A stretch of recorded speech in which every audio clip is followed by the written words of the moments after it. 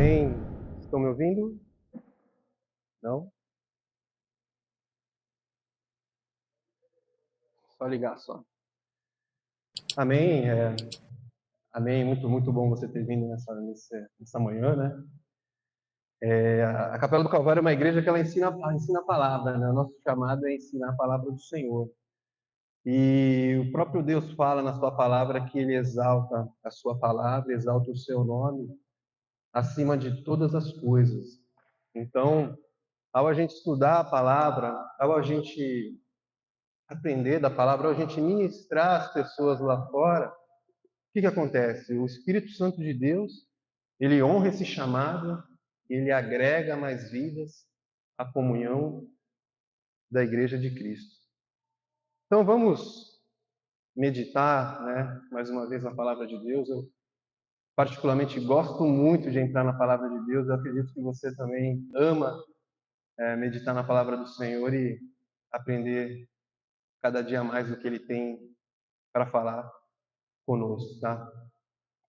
O tema que nós teremos hoje é Salmo 55, e basicamente o tema é o que fazer com as preocupações. É um tema que afeta todos nós, né? Todos nós temos os nossos problemas, os nossos anseios, as nossas dificuldades e as nossas preocupações. Hoje a gente vive, estamos mudando de 2023 para 2024, né? O que, né? 2024 aí, anos da ascensão de Cristo, né? Como o impacto do nosso Jesus Cristo em todos os lugares, né? Mas, assim, a gente tem os nossos problemas, que muitos deles nos acompanharam em 2023, e o ano vai virar e tem problemas que também vão continuar, né? Continua. E a nossa caminhada, a nossa vida, ela segue. Amém? Então, vem comigo aqui em Salmo 55. Abre sua Bíblia aí comigo, tá? Salmo 55. Entra comigo aí no versículo número 1. Então, nós vamos continuar estudando sobre a vida do rei Davi, tá? E Davi aqui está passando uns problemas muito sérios, assim, no seu reino, na sua condução do seu reino. E ele está ali, nesse salmo, ele está descrevendo toda essa questão, toda essa situação. E, como sempre, o salmo ele vai trazer a problemática, mas ele sempre traz a conclusão, né? A ação que envolve Deus e envolve os benefícios que Deus sempre é capaz de nos trazer. Então, ele está orando nesse salmo, ele está escrevendo esse salmo, passando por uma grande dificuldade. E no versículo 1 do Salmo 55, a Bíblia fala assim: escuta a minha oração, ó Deus, não ignores a minha súplica. Tá? Então ele entra aqui num momento de oração, pedindo para Deus ajudá-lo, para Deus não ignorar a sua súplica. Mas o que estava acontecendo com Davi nesse salmo? Davi estava passando por um momento de perseguição na vida dele, e essa perseguição estava vindo nada mais, nada menos do que do seu próprio filho amado, chamado Absalão, tá? Diz referência à rebelião de Absalão, ou melhor, a conspiração do seu filho Absalão. Absalão, ele era um traidor de primeira classe. E ele queria tomar o reino das mãos de seu pai, Davi. Imagina você, um pai, um filho que você cuidou, que você brincou, que você amou, que você compartilhou, de repente tendo que lidar com uma situação tão complicada, de uma ambição surgindo ali na vida do garoto, na vida do rapaz, tá? Então, Absalão, por um bom tempo, ele começa a trabalhar essa conspiração de como ele tomaria o reino das mãos de seu pai. Isso atribulou muito, muito, muito a Davi. Chegou um tempo que Absalão ele foi para a porta da entrada da cidade e as pessoas ali do reino que vinham trazer questões para Davi, né, julgar, né, os conselheiros de Davi julgarem. Absalão ele começou a tomar frente e ele começou a chamar essas pessoas que vinham. Onde você está indo? Você está indo trazer algum julgamento para o meu pai? Ó, meu pai, cara, o rei Davi, ele está muito ocupado, ele tem muitas questões do reino que ele precisa tratar e ele não está com tempo para tratar a tua causa, tá? Nem mesmo ele está deixando os conselheiros tratarem também. Mas quer conversar comigo aqui, né? Quer vir falar comigo? Então ele ficou ali na porta fazendo isso durante um bom tempo, praticamente ali tendo essa atitude política, né? E nessa toda essa situação agindo assim de forma política, né? Querendo ganhar os corações de todo, aos poucos ele foi roubando os corações das pessoas em Israel. E o povo começou a gostar de Absalão. Poxa, Absalão parece ser um cara legal, né? Ele está tratando as nossas questões, os nossos julgamentos, as nossas causas. Ele parece ser um cara bacana. Davi realmente está numa fase difícil, né? Já está com uma certa idade. Então, as pessoas foram gostando. Olha comigo o versículo 2 Samuel 15, 5 e 6. 2 Samuel 15, 5 e 6. E sempre, segundo Samuel, pessoal, só falando aqui, ele traz o fato que ocorreu da conspiração de Absalão, em que Davi está relatando no Salmo 55, tá bom? Então, aqui no versículo 2 Samuel 15, 5 e 6, a Bíblia fala assim: E sempre que alguém se aproximava dele para prostrar-se em sinal de respeito, Absalão estendia a mão, abraçava-o, o beijavam. Absalão agia assim com todos os israelitas que vinham pedir o rei que lhes fizesse justiça. Assim, ele foi conquistando a lealdade dos homens de Israel. Então, ele foi fazendo esse trabalho dele aí por uns bons anos, cerca de 4 anos, até que chegou o momento em que ele decidiu dar sua cartada final, né? Ele pede para o seu pai, para Davi: pai, eu vou cumprir uma promessa em Hebron, tá? E logo depois eu volto. Davi falou: tudo bem, meu filho, vá. Só que nesse cumprimento dessa promessa foi onde ele se articulou com diversas pessoas para que na volta ele viesse e tomasse o reino da maneira violenta, né? Tomasse de assalto o reino. 4 anos depois de começar todo esse processo de conspiração. Então, o que acontece? Davi ficou sabendo da atitude de seu filho Absalão, chegou aos ouvidos de Davi, e Davi foi obrigado a um cara muito, né, um amor muito grande, né, à cidade, ao próprio Deus, ele não querendo um derramamento de sangue na cidade, ele pega com aqueles seus homens leais e ele parte para uma fuga, né? Ele vai em direção aos montes das oliveiras. Então, ele foge, mas ele foge chateado, ele foge ali do seu próprio filho, num cenário que a cidade estava toda dividida, homens a favor de Davi, homens a favor de Absalão, homens não sabendo o que fazer com a divisão que estava ocorrendo ali. E aí, então, em todo esse cenário, né, dessa fuga, dessa tristeza dele, ele relata aí o Salmo 55, né, sobre essa pressão do seu próprio filho, seus amigos que viraram o rosto contra ele, né, e também outras pessoas que cruzavam a rua, ia passar perto dele, atravessava a rua para não passar. Toda essa opressão do inimigo que ele estava passando, né. Olha comigo aqui agora no Salmo 5:5, versículo 2 e 5 aí na sua Bíblia. Tá? Ouve-me e responde-me. Os meus pensamentos me perturbam e estou atordoado diante do barulho do inimigo, diante da gritaria dos ímpios, pois aumentam o meu sofrimento e irados mostram seu rancor. O meu coração está acelerado, os pavores da morte me assaltam. Temor e tremor me dominam, o medo tomou conta de mim. Olha só, né? Agora ele já é um senhor de idade, sem vigor, né? Já não é aquele cara de batalha, né? Aquele homem forte. É difícil para a gente entender isso porque Davi é nosso herói, né? A gente conhece as histórias dele como o nosso verdadeiro herói, né? Aquele cara destemido. Eu mesmo gosto muito das histórias de Davi.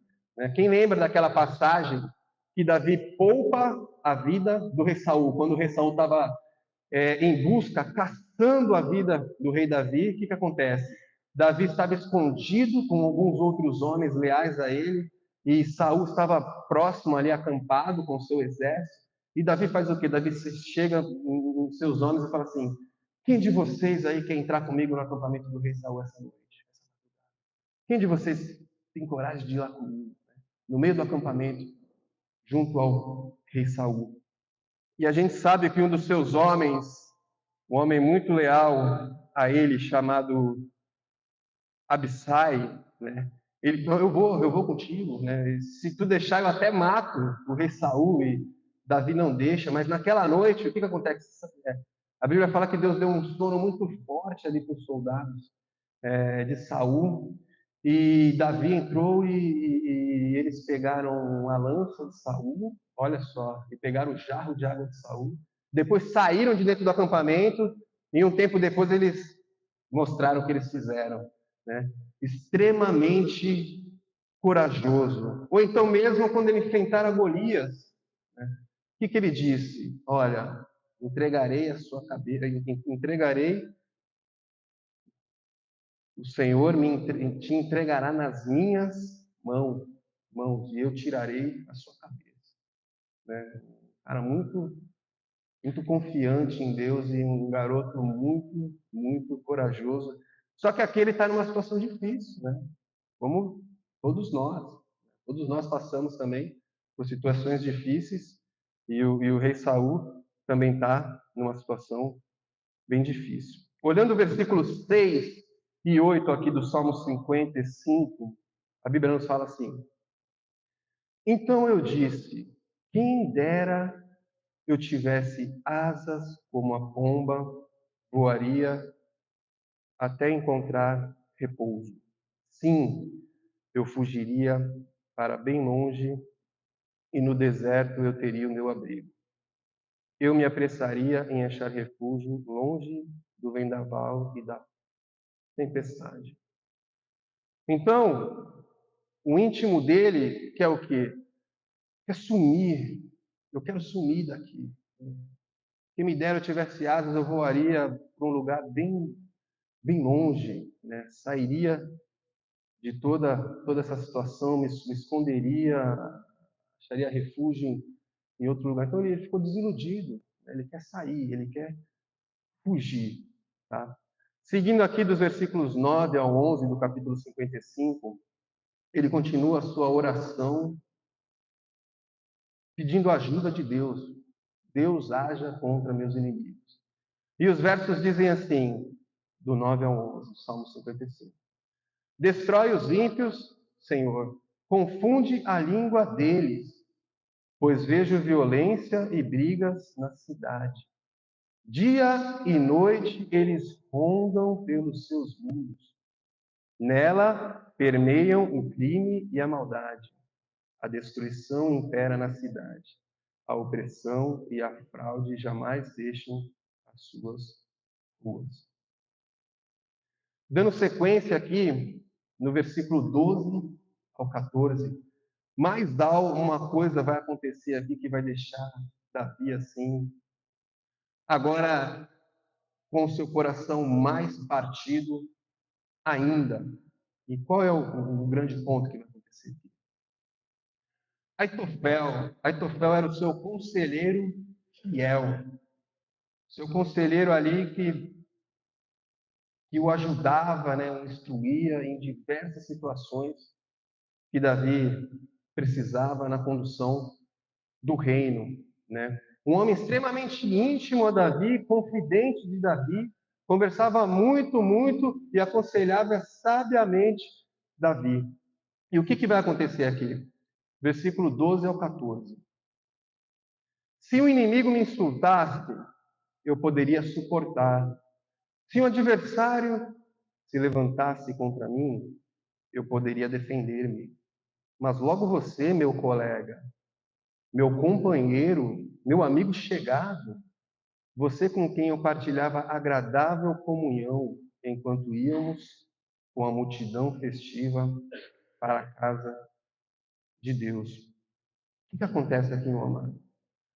Davi, ele fica sabendo que o seu conselheiro leal, Aitofel, agora estaria aconselhando o seu filho rebelde, estaria aconselhando Absalão em toda essa conspiração. Então ele cita dessa forma: poxa, você, meu amigo leal, cara, se fosse um inimigo, eu estava esperando, eu estou preparado para o inimigo. Eu sou um homem de guerra, eu estou preparado. Mas você que estava do meu lado aqui, você que a gente ia, né? A gente conversava junto, a gente ia adorar a Deus junto, né? Você que era meu amigo, eu não estava esperando você, nunca esperaria você. Mas isso acabou ferindo muito o coração de Davi, né? seu conselheiro, o traindo. Tem um sermão de Charles Spurgeon, sermão 225, que ele enfatiza algo muito interessante que a Bíblia nos ensina sobre essa questão. E eu vou comentar aqui o que ele cita. Aitofel apresentava para Davi o prato nobre do amor e da bondade, e depois o que é inferior, pois abandonou seu mestre, senhor, e tornou-se conselheiro de seu filho rebelde Absalão. Agora ele vai falar de Judas, Spurgeon fala de Judas e Jesus. Tá? Judas apresenta em primeiro lugar o prato da conversa agradável e bondade. O Salvador comia desse prato e andava até a casa de Deus junto com Judas e conversava docemente com ele, e depois veio a borra do vinho. Aquele que partilhava do meu pão voltou-se contra mim. Judas, o traidor, traiu o mestre. E muitos de nós também passamos por situações assim, praticamente todos nós, né? E Spurgeon ele fala assim, que aí acabamos conhecendo aquela grande verdade bíblica. Né? E qual é a verdade bíblica? Está em Jeremias 17:5, que diz assim: maldito o homem que confia nos homens e faz da humanidade mortal a sua força. Então, meu amado, agora Davi, né, tendo que lidar com todas essas situações e fugindo ali para o Monte das Oliveiras. Imagina o emocional dele, o psicológico, né, físico também, né, extremamente abalado. Vocês sabem que a gente vive essa tríade, né, o físico, o nosso emocional e o nosso espiritual. E muitas vezes, quando um desses pontos é chacoalhado, eles podem influenciar nos outros pontos também, né? Se você está ruim fisicamente, você pode ser afetado emocionalmente, pode acabar sendo afetado espiritualmente. Se você está mal espiritualmente, você pode ser afetado fisicamente, pode vir a ser afetado a rebelião dos filhos. Ou então, desapontamento com o próprio amigo. Você compartilha lá, aquele amigo seu, compartilha algo íntimo com ele, algo confidencial, algo delicado, e essa pessoa, depois de um tempo, ela se volta contra você, ela usa aquilo que tu falou em sigilo, né, contra você, e aquilo é ruim, você fica triste, né, aquilo te abala. Muitos de nós passamos por isso, né, muitos de nós passamos por essas situações que nos deixam para baixo, para baixo, para baixo. E, infelizmente, né, muitas pessoas acabam ficando depressão, né? Depressão que é o que a gente vê de monte aí, né? Mal do século, que é falado. A gente vive uma velocidade muito grande de informações, né? Muita coisa vindo, acho que é muita coisa, a gente não foi criado para tanta velocidade assim, acho que tudo isso ao mesmo tempo tem afetado muito a vida das pessoas, né? Muito problema ao mesmo tempo, muita decisão ao mesmo tempo, muita informação, e fora os problemas que a gente citou já, né? E muitas pessoas também têm estado em depressão. Infelizmente, muitos acabam deixando Deus como último recurso, né? E acabam também se envolvendo com drogas, né? Com álcool, com bebida, e tudo isso é muito triste, porque muitas pessoas já se aproveitam disso para tentar ter um escape, e é onde que ela vai se afundar muito mais, né? Porque é um engano do mundo.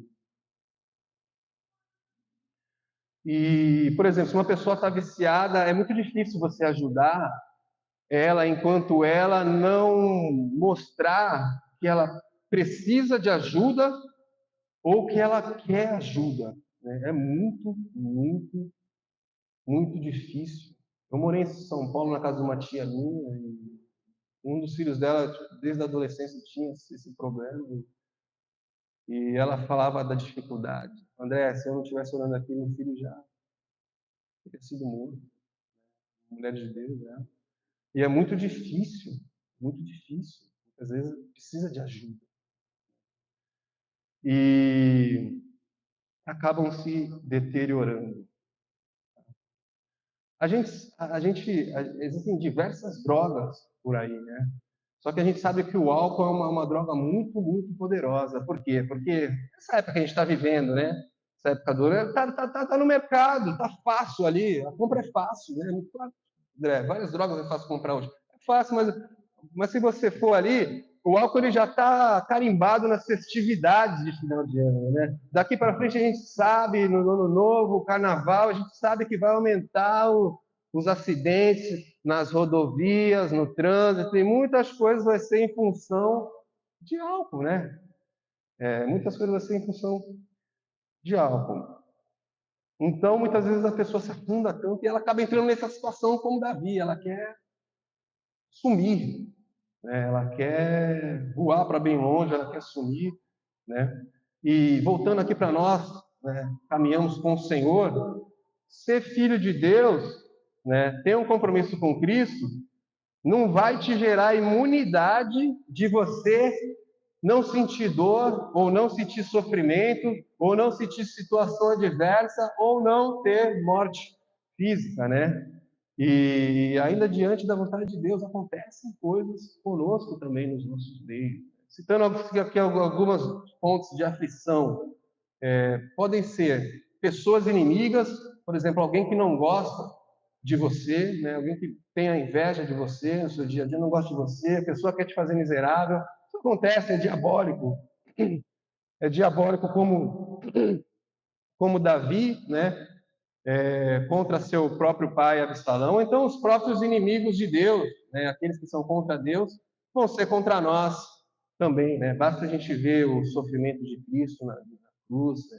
Sendo entregue por inveja, tendo que ouvir diversas mentiras, sendo ali humilhado e zombado pelos soldados romanos, sendo ali confrontado.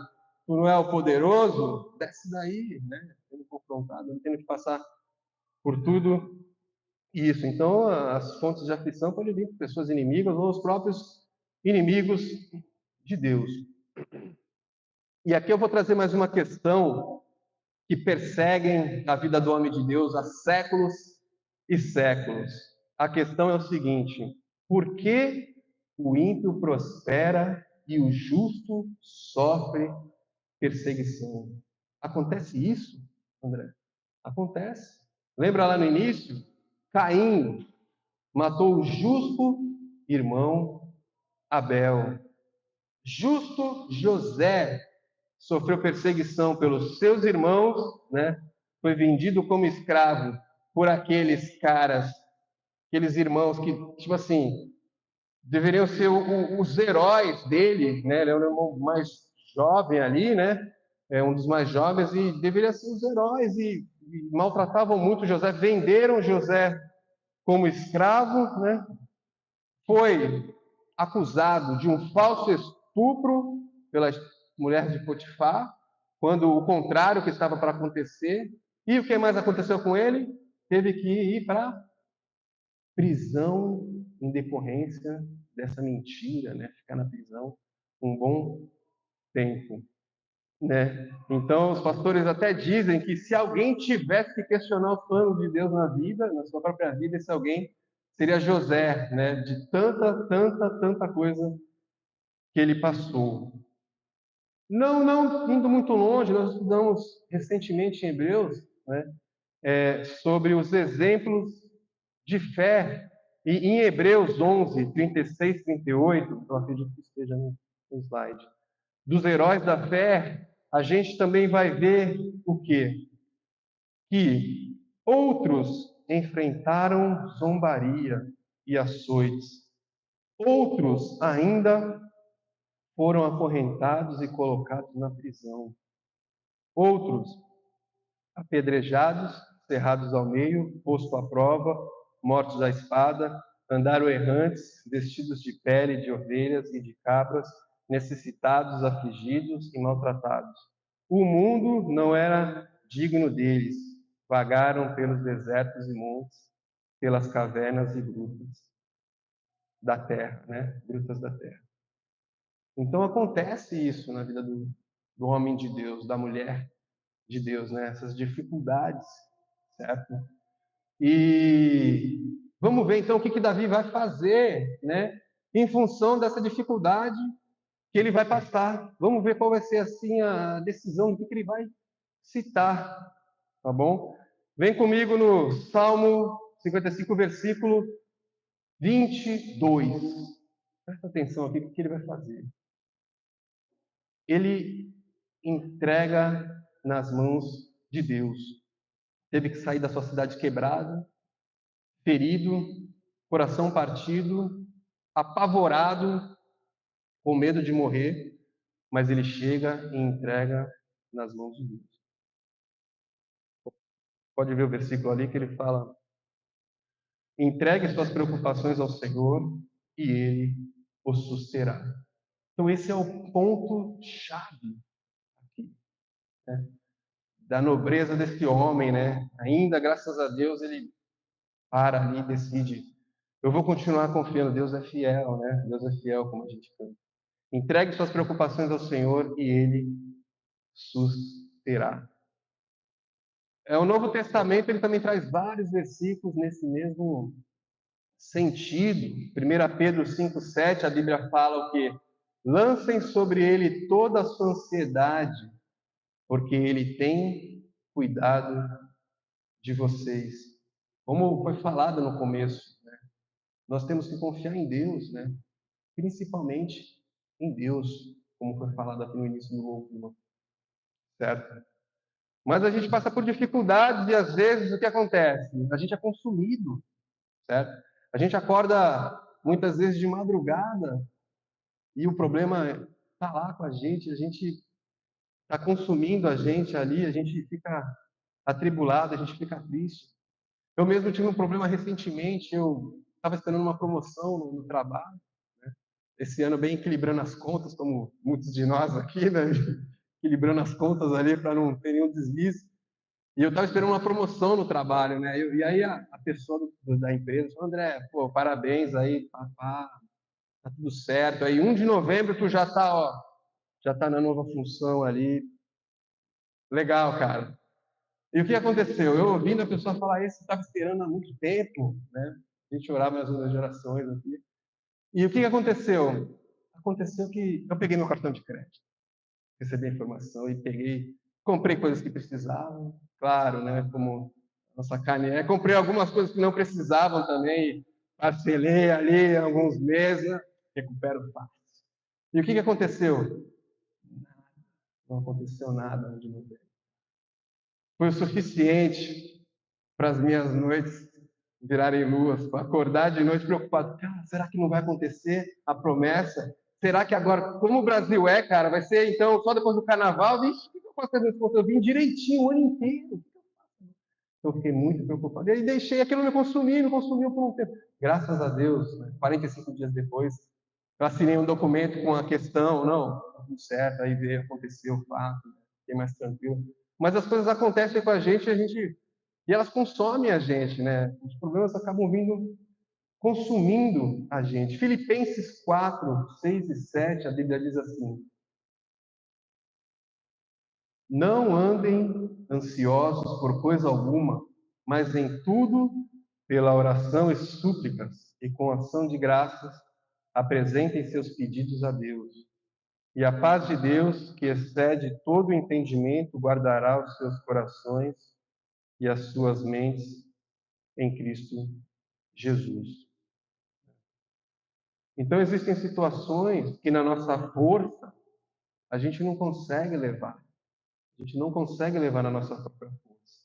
Então, a gente precisa entregar nas mãos de Deus. Uma vez eu lembro, assim, pessoas ao meu redor, fora daqui da igreja, falando assim, quando a gente falava essa frase, as pessoas falavam, dá um desdém, tipo, tu é preguiçoso, tu não é corajoso para resolver teu problema, né? As pessoas aí falam, tu não tem peito para resolver tua questão. Cara, mas é de uma profundidade tão grande esse entrega nas mãos de Deus, cara, é algo tão profundo, é algo que mostra assim uma maturidade a mais na vida das pessoas. E realmente entregar para Deus é ver que Deus é poderoso para tratar a questão. Eu não sou, né? Se eu fosse olhar para o meu problema, eu teria sucumbido. Mas se eu olho para Deus ali, Deus é poderoso para tratar nossos problemas.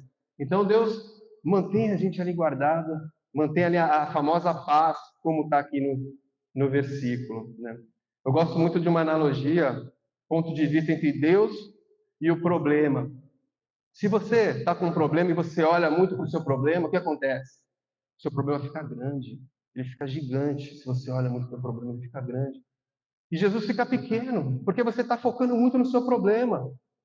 Né? Você está perdendo. Lembra de Pedro?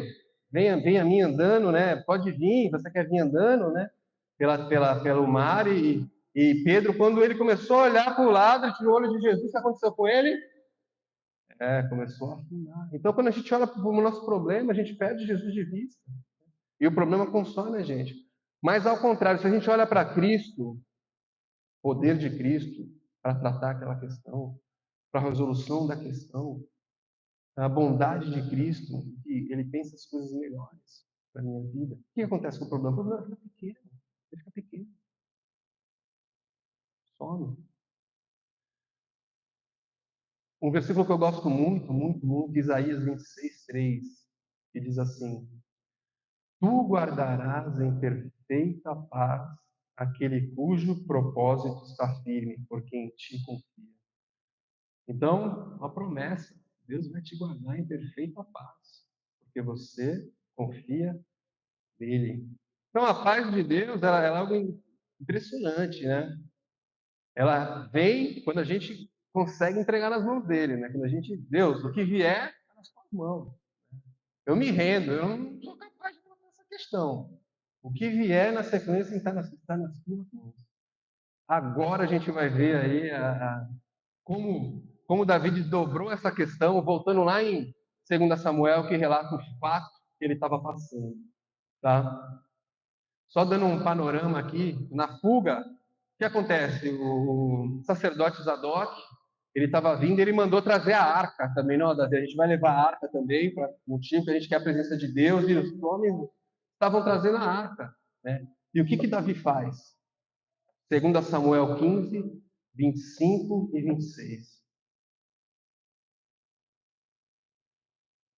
Então o rei disse a Zadok: leve a arca de Deus de volta para a cidade. Se o Senhor me mostrar benevolência, ele me trará de volta e me deixará ver a arca e o lugar onde ela deve permanecer.